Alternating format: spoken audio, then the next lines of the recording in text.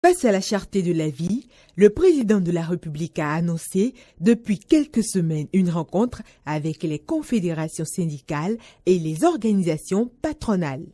Une rencontre qui s'est tenue effectivement ce mardi à la présidence de la République. Seul le point à l'ordre du jour a été la revalorisation des salaires et du salaire minimum interprofessionnel garanti SMIG.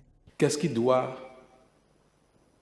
primer entre résorber le chômage, recruter beaucoup pour satisfaire les besoins de l'administration et les besoins de nos populations à donner plus d'emplois à nos enfants?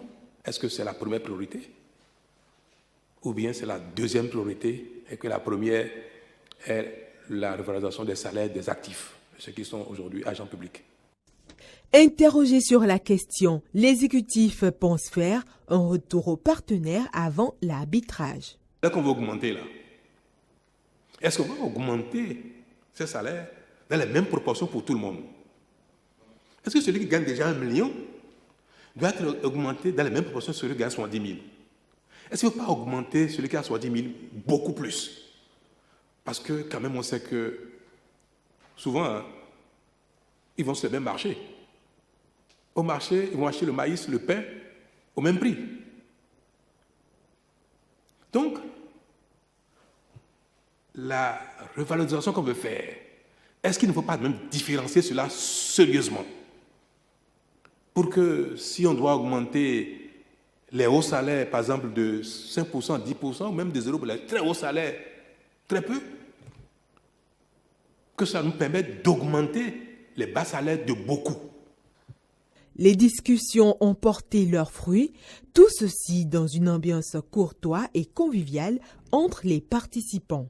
De retour de leur concertation, les syndicats ont exprimé leurs doléances.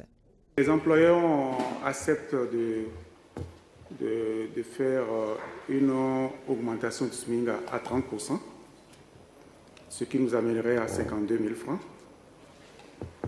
mais avec une exigence que nous partageons avec eux sur le coût de l'assurance, parce que les 52 000 francs, c'est sans l'assurance qui doit s'ajouter, sur le coût de l'assurance, que le gouvernement accepte de faire une concession, donc de la réduire.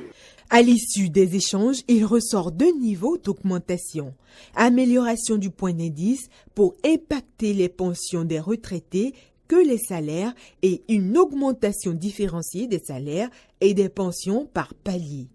4 paliers ont été retenus de 52 000 à 100 000, de 101 000 à 200 000, de 201 000 à 500 000 et de 500 000 à plus. Rappelons que le gouvernement s'engage à prendre ces mesures dès novembre 2022 si la situation économique actuelle dans le monde ne s'aggrave.